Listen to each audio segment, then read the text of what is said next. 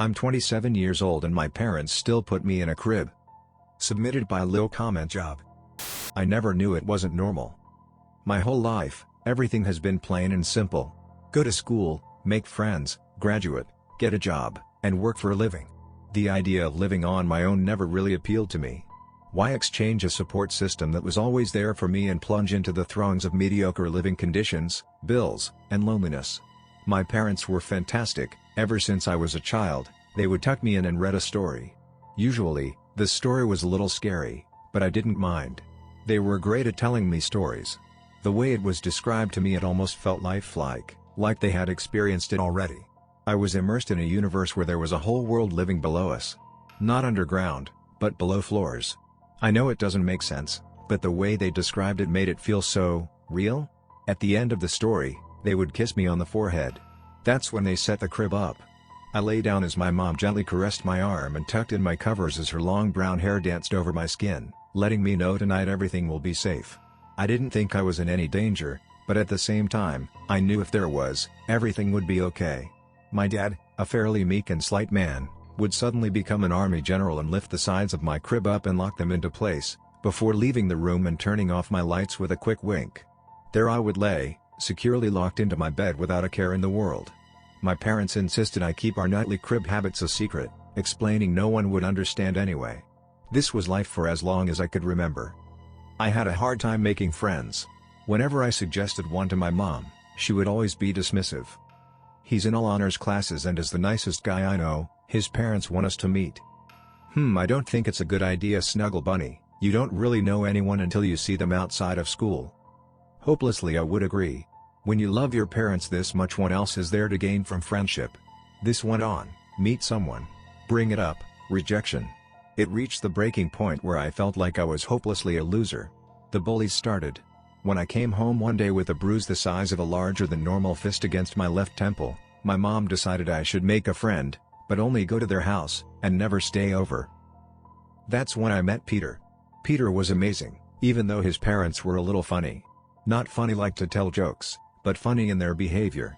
Whenever I laughed at their beds, they would get so strange. I had no idea why. They were the ones sleeping every night without a meek and slight man securing them for their slumber. I couldn't fathom sleeping that way. Even sitting on the edge of his bed while we played video games and talked about girls, I felt an unnerving sensation as my too short for my body legs dangled off the edge, interrupting the shadows being emitted from the underneath. Outside of this, it was quite a good friendship. We always laughed, had our first beer together, and occasionally got up to no good. Like all kids, our age should. The time came when I was 27. I wanted to finally invite my friend over to stay the night. Peter just got home from graduating from college after several gap years in Europe. I chose an online university as I didn't believe the beds were safe enough in the dormitories. Those narrow, long, twin sizes with looming shadows of the underneath peering out at you. So silly to not be safe. My mom and dad fought a lot that night after I finally asked him to come. That next morning I slid down my crib and slipped out of bed. My dad was in the kitchen, weary and pale. A single cigarette still pluming in his right hand as he slouched unconscious in one of our old wooden kitchen chairs. My mom sprawled out across our threadbare sectional with more than one bottle of cheap red wine scattered beneath her. I wasn't sure why they cared so much about having one friend over. I decided to go back to my room and sleep. Sleeping always helps. Later that night during dinner, when my mom was drinking the same wine that eased her into oblivion the night before, the topic was brought up again. Solemnly, they agreed for Peter to come over. I was ecstatic. I can't believe it, a friend coming over.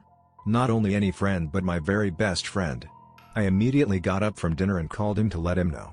This was going to be a great weekend. I could already smell the cheap beer and popcorn as we talked about his college life and all the girls I could have only imagined meeting. As we lay there 2 days later that weekend, he on the guest bed, we moved into my room for the night complete with a crib, the questions started. Hey, what's up with the crib, man? Thinking to myself of all the stories I was read to as a kid, I laughed and retorted, I don't know what you mean. I don't understand how you can sleep without one. You never know what's in the underneath. I didn't actually think anything was below, but I also didn't want to give myself the chance of exposing myself to the possibility. The night resumed as normal with a Fast and Furious sequel playing in the background at 2 a.m. as we laid and talked about boobs, cars, and beer. My parents seemed initially relieved when I left my room that morning with Peter, all smiles. They sent him on his way with a homemade bagel, and that was that. In the coming days, I pondered our conversation about the crib. Was it really that strange? This was the first time anyone had questioned my sleeping ritual, granted it was also the first time anyone knew about it. I entered the kitchen to have dinner on a Thursday 5 days later. As soon as I brought it up, my dad put his head in his hands, and my mom coughed on her wine, spewing little red blotches all across the already stained vinyl tablecloth. My dad gathered the strength to say through a heavy sigh, "Of course it's normal. You've loved it since you were a child. Don't listen to any outsiders telling you differently. Don't make me discuss your brother." My mom starts to sob uncontrollably and as abrupt as a siren on a quiet road. I never knew my brother, he was only 6 years old when it happened. They have told me after he was old enough to sleep without a crib, they bought him a brand new bed. No safe walls that could guard against the underneath. Just a plain normal twin-sized frame. One morning, my mom went to surprise him with his favorite breakfast. A homemade bagel. When she entered, he was gone, as if he was never alive, to begin with. The cops came after that and performed a thorough search of the house, the neighborhood, and the city. All over Facebook missing 6-year-old boy, please stay alert. To the dismay of the police and to the devastation of my parents, the search was fruitless. Ever since then, my parents were convinced a crib is the only thing that will keep their second son safe from the tragedy of my brother. That night after my father fortified my slumber dungeon and winked as he simultaneously switched off the light, I knew what I wanted to do. Peter's words were ringing in my ears. "Don't use this crib, it's embarrassing.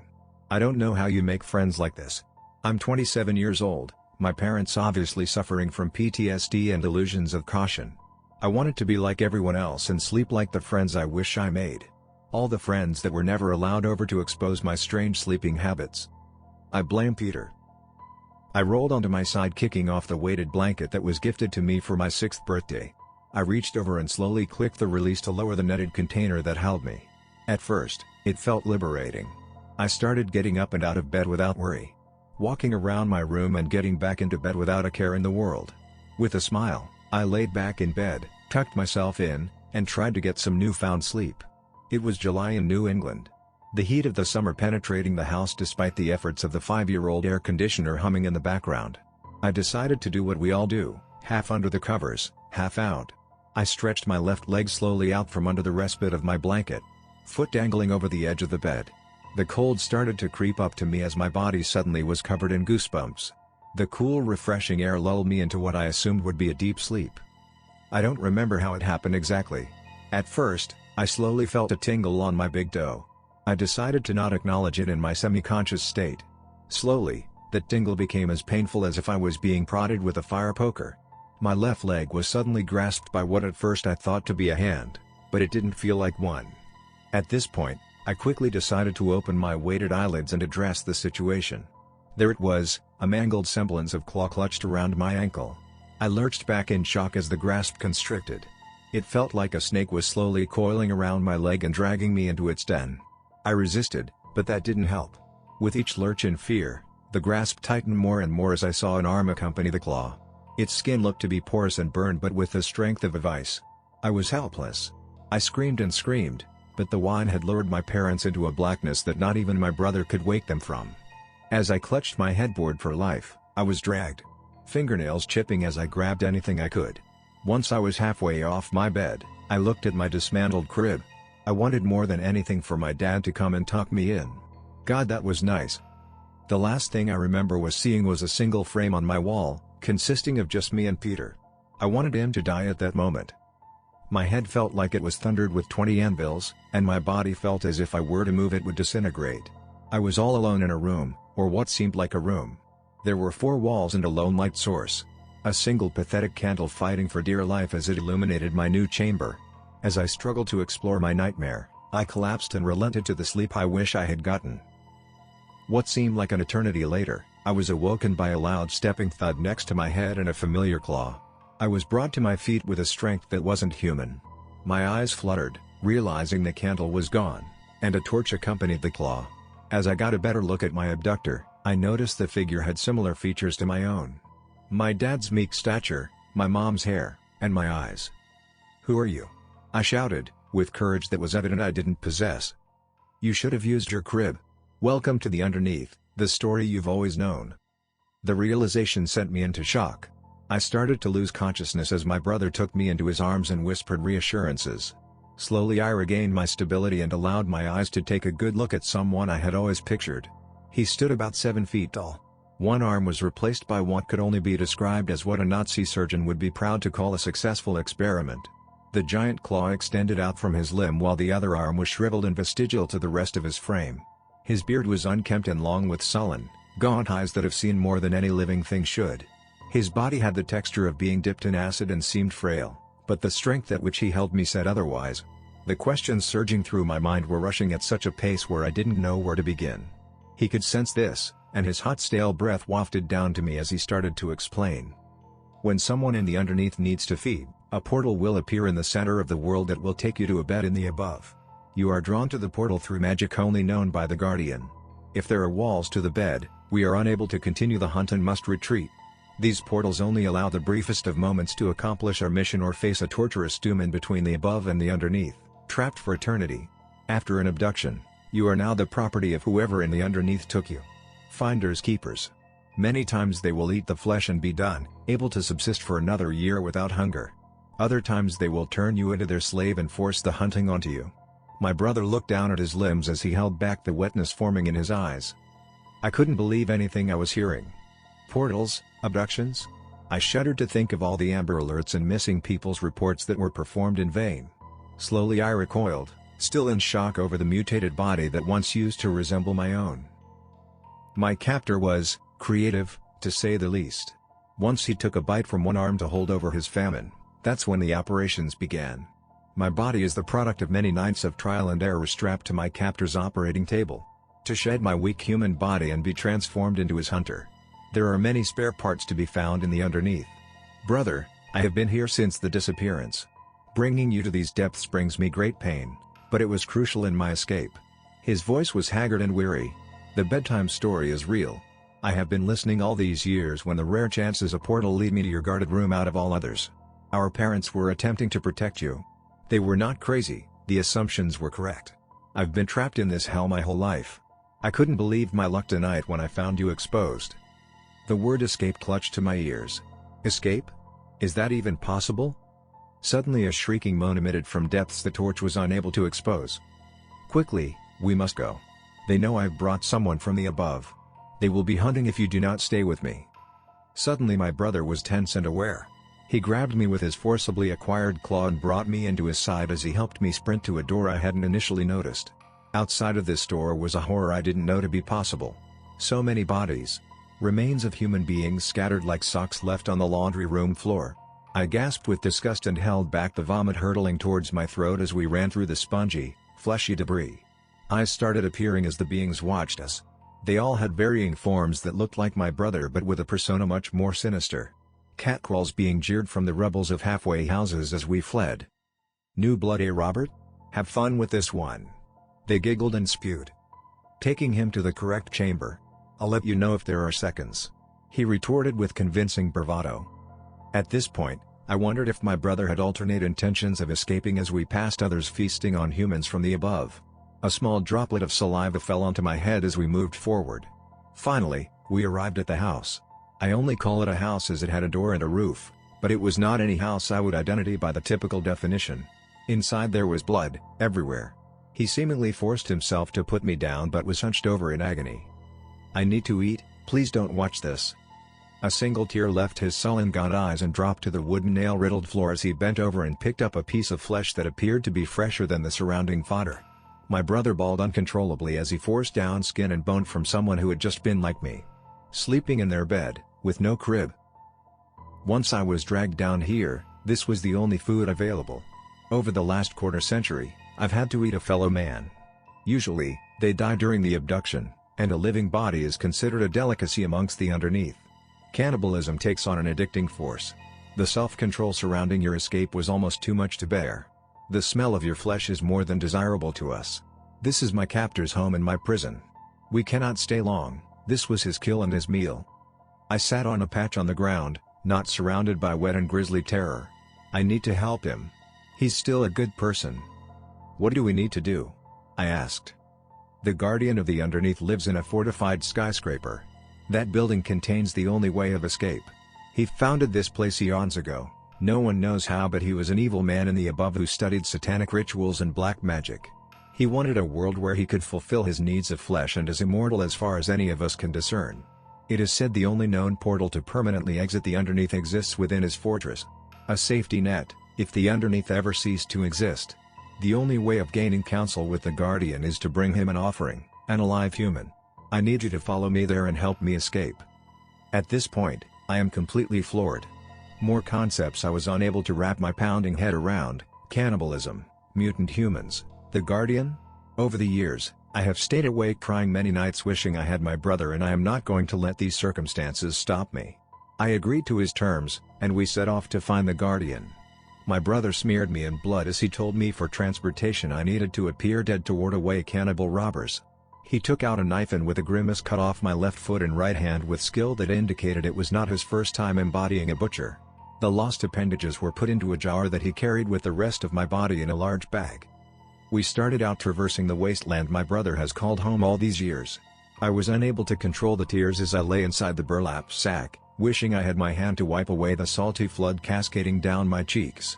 After more time than I ever have felt pass, we halted to a stop, and I heard a loud knock. This was followed by a voice whom I assumed to be the guardian. This better be good. His voice sounded gravelly and depraved of any empathy. My brother reached into the jar and offered the fresh hand. This seemed to persuade the guardian that the contents of the bag continued to be alive and let us enter. At this point, I am praying for dear life that my instincts of going along were correct. After a few pleasantries, I was dropped to the floor with a loud thud as my brother started to relinquish the bag and explain his offering. I could hear the guardian hardly contain his giddy excitement. "Robert, you have been in the underneath for 25 years. This is the first alive human I have received by any of our denizens in longer than I can remember. What can I do to repay this debt?" "There is no debt, guardian. My motives are strictly of gratitude for providing this world an ability to eat man as was your vision. Please accept this offering. My only request is my human form be restored to that of which I would be when I was gratefully taken from the above. My loyalty is unwavering, and this form would please me. It would allow me to hunt more efficiently and provide more alive flesh from the above with a convincing human appearance during abductions." As I lay in the sack on the floor, I peer out to observe. The guardian seems to ponder this question. Standing over 10 feet tall with a mask that could only be described as grotesque and a crown comprised of shriveled fingers and toes, he was an intimidating figure. His flesh was similar to my brother but standing with more purpose. His eyes looked to have seen more than any human should have as well, but it was obvious he wanted to see more. Finally, the guardian agrees to this and ushers my brother into the next room. At this point, I stick my head out further. This was not like my brother's dungeon, it was neater. Instead of bodies on the floor, shriveled remains of bones and skin were on plaques that covered the walls.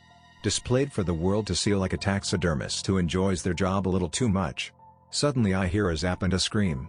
My brother emerges from the other room as if he never left the above. His body and form the same as if he grew up with a normal life, with our loving parents, friends, school, and a crib. Without warning, my brother bashes the guardian over the head with the jar containing my leftover foot. He becomes dazed and falters. Quickly, my brother runs over and upturns my sack and spills me over the cold metallic ground. Now is our chance, we need to move now. I sprint after him as he enters a different room. This one with a ladder. We start to climb with the deftness of a lemur and slowly emerge towards another door at the top. Suddenly, a voice emits. A robotic voice sputtered, "Welcome to the above. Please confirm payment. 1 for 1 is the deal, and they need to be real." A sudden realization comes over me as I stared at my brother in his fully human form. A 31-year-old man who could step into his old shoes and become anyone he wanted, discovered after missing for 25 years. A hero in my town and a miracle for my parents who would glaze over the disappearance of their 27-year-old son. I could tell he was always the favorite. Slowly, my brother turned and contorted his smile into that of which only someone from the underneath could summon. "It's your turn, brother. Don't worry, the guardian is gentle with his dinner." Robert grabbed my head and forced it into the dimly lit scanner next to the door as the whirring started. Above human confirmed as alive. Entry granted. The kick to the chest wasn't as painful as the emotional blow of betrayal. I passed each rung of the ladder in slow motion as I hit the bottom with a loud crack of my ribs and blood gushing from where my hand used to be. The guardian's footsteps approached. I saw my brother give a wink as he shut the door, and I watched the emitting light slowly turn to a pinprick in the darkness. What my brother didn't know was the guardian is very clumsy. As he approached, I did the only thing I could think, and out of desperation, I pressed down on where my leg used to be with my good hand and added to the pooling blood onto the floor. The slip was quick and precise. The crack of his neck was satisfying to me. I wasn't sure if my time in the underneath had already robbed my human morals, but he smelled good, and I hadn't eaten in several days. I took a small bite, that's all I needed. I picked up his crown of horror and decided to do a little operation of my own to recoup my lost limbs. I reached into my pocket and realized I still had my smartphone from the above. Obviously, no internet. I started to write this story in my notes and turned it off. I thought to myself, I will post onto this website once my goal is complete, if that day ever comes. I know you more than anyone will appreciate the warning of sleeping without caution, and what a powerful motive revenge can be. I watched my brother re-enter his life whenever a fateful portal was provided. My parents thrilled, only slightly concerned with my disappearance. I saw he installed a crib after the first time I was able to peer back into my old world. This crib was steel. I watched him re-enter into society as my flesh addiction grew. My hatred turned into an obsession. He met a woman, they married. She insisted they buy a real bed as a grown man can't have a normal life in a crib, can he? The therapy started, and slowly his trauma was addressed as an illusion of his kidnapper. Robert eventually chalked it all up to childhood trauma and suppressed the world I knew better now than he ever did. I watched as they bought their plush king-sized bed. I watched as he lay in the New England heat too hot, tentatively leaving a foot off the side of the bed. Oh, Robert, you know better. I laid my phone down on the floor next to his bed. Their Wi-Fi password was still the same from our childhood. I sent my story to the world as a warning when he suddenly felt a tingle on his big toe.